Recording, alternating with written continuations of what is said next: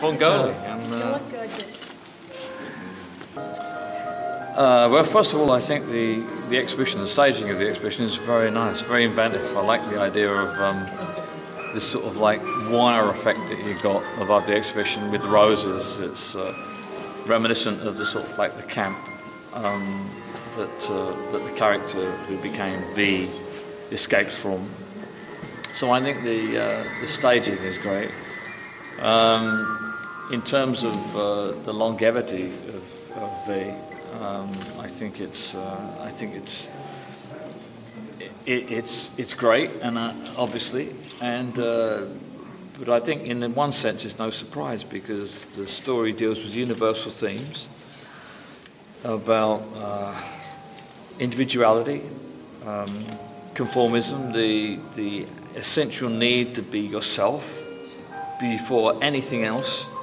Don't be forced into convention because people think that you should do whatever everybody else does. And of course the other theme is against dictatorship and authoritarianism. And sadly, there's no shortage of authoritarian governments and governments that want to oppress people, and corporations and authoritarian structures like, you know, mass interests, mass corporate interests, which decide that they're going to run the world that they want to, you know, the way they want to, and everybody else is like their servants. And that is, all those sorts of things are echoed in Vendetta. So for me it's no surprise that it continues to be popular and it's spread so far, and I hope it carries on. Okay, great. I think that the film was a different version of the original. I'm just very glad that, being from Hollywood, that it was as good as it was, and I was very happy with it.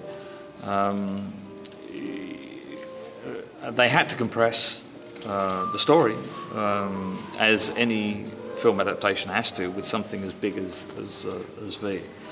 But I think what they maintained in the movie was that essential core message about individuality and the importance of it in a world that wants to squash everybody into a box, particular boxes. And so I think that was really that was captured still in the movie. So I think that the movie was a great job, and great acting and good direction. And the producers and writers, Larry and Andy Wachowski, were long-term fans of V. So I think that was great. And I think you better translate now. Okay. Well, because you know, I have a dark side. I'm naturally attracted to sort of thrillers, stories about conflict, and a drama of some kind. So I don't think I would have been happy doing Disney stuff or Mickey Mouse, although, you know, that has its attractions in some sense. Other than that, I've been very happy to sort of like change my style to tell any story that I think I'm interested in, or I've needed to work on.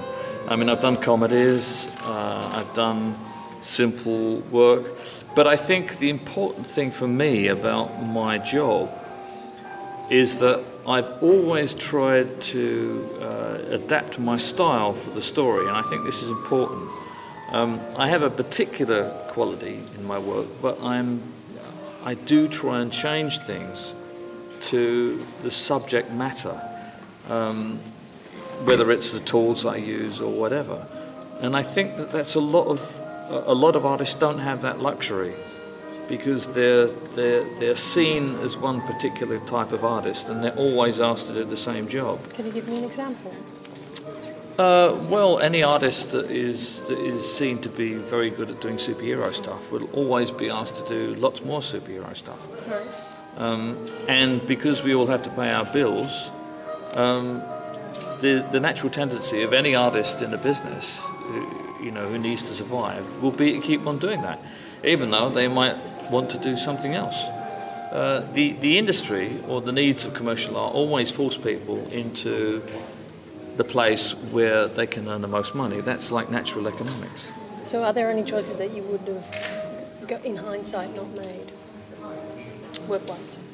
No. I mean, you're going to have to translate a lot of stuff here. Yeah, I know. But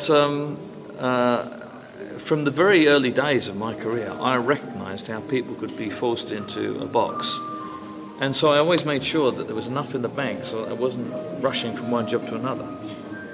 Because I saw what happened to people. And so I avoided that. Okay.